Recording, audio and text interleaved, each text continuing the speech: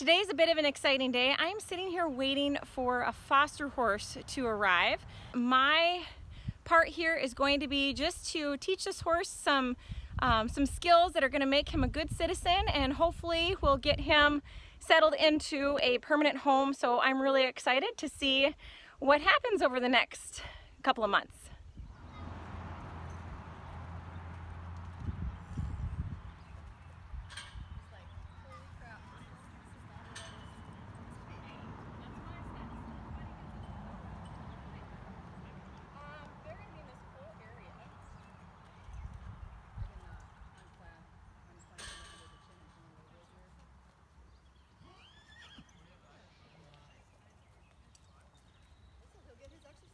Well, now that my foster horse has arrived, first of all, isn't he absolutely adorable? Oh my gosh, what a little cutie pie.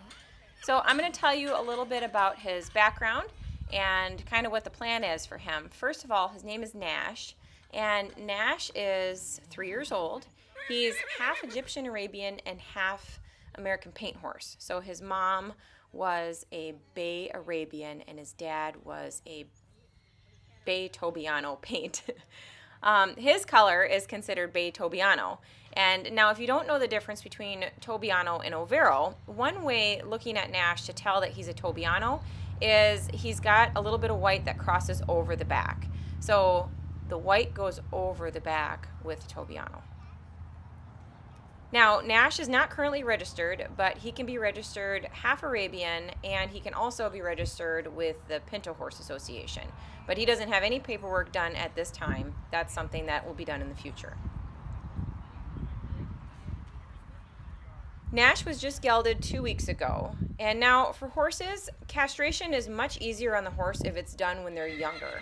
So Nash was a little on the older side as far as being castrated goes. So basically what happens is if they're younger, they don't have to deal with nearly the swelling, and it's a much faster healing process.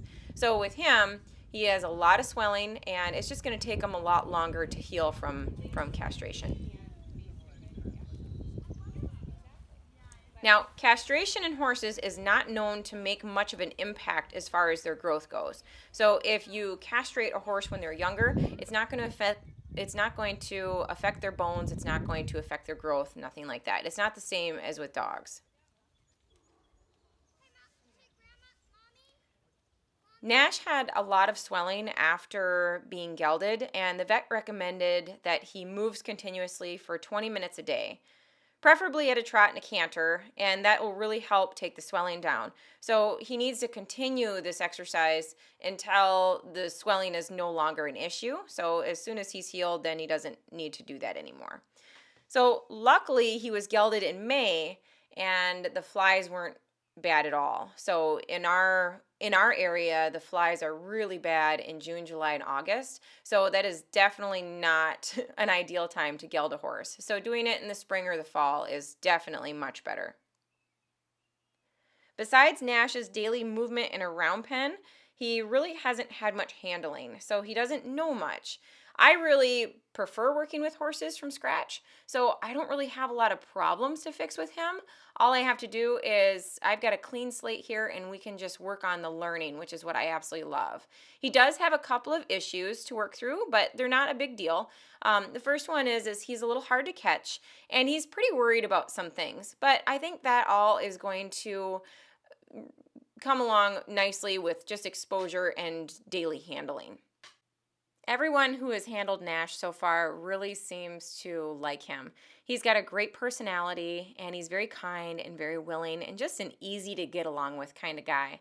So a personality is something that you can't change in a horse, and this guy definitely has a fantastic personality. I think he's going to be really fun and easy to work with. So the first time Nash was in a trailer, he didn't just get right in. It took a little bit to get him in the trailer, but he wasn't too afraid or anything like that. So that's great. But when they loaded him up to bring him to my house, he walked right in. So that's nice. He's smart and he's willing. So that's great. Nash came with a pony who was adopted right away, but a 3-year-old stallion with minimal handling is not very desirable for most people. So the thing for Nash is he needs to get some training and some handling, exposure, all that stuff before anybody's going to really be interested in him. There's very few, if you look at the majority of people who have horses, there's very few that know how to deal with a horse that hasn't had any training, and a stallion for that matter. So first step was getting him gelded. Now just to get some training on him is going to be great. So since being at the rescue, Nash has put on a lot of weight. He's had his feet trimmed, he's had a Coggins done and vaccinations, he's been dewormed, he's had his teeth floated, and he's been gelded. He was also handled daily and taught to lead. So he's got a lot of good things that he's learned in a very short period of time, and he's also got all the medical stuff out of the way, so he's just good to go. Nash needs as many calories as he can get, so my thoughts is that I'll be keeping him with Manzer.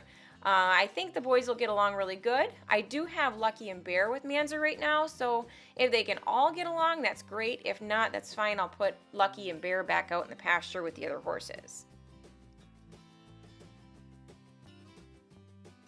One of the reasons that I'm putting him with Manzer is because then I'll have access to a stall without having to actually catch him every day. So he can just come into the stall to get his grain, and I think it'll be a lot easier, and that way he can be fed more frequently too. Nash is currently eating free choice hay, so good quality hay as often as he wants, and he's getting Nutrena Equine Senior because it's safe to feed in higher quantities, and it's packed with a lot of calories. It's got good fat in it, and it's got everything that he's going to need to put on some healthy weight.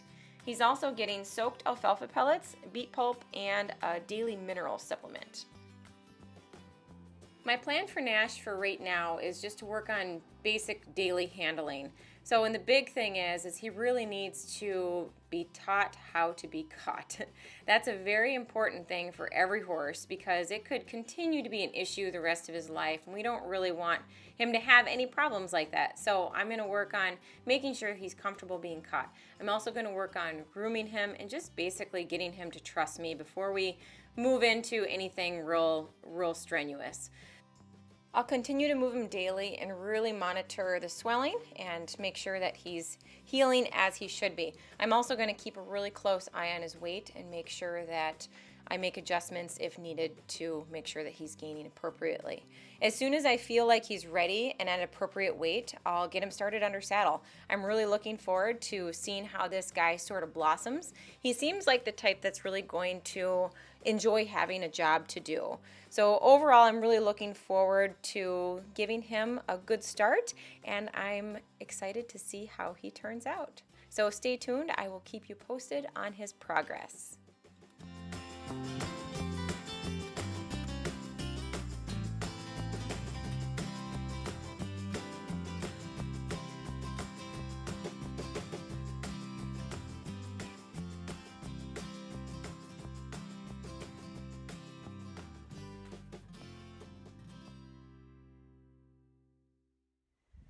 Well, this little guy has been here for about an hour, and I'm really happy with how he's just kind of chilling out. You know, he just heard Bear call, so he called back to him, and you know, that's just fine, but he's been standing here just hanging out. He's rolled a couple times. He's clearly, as you see, he's pretty chill. So I'm excited about this little guy and to see what I can do to help him. So stay tuned because I'm going to be sharing a lot of videos about him and his progress. Thanks for watching. Bye.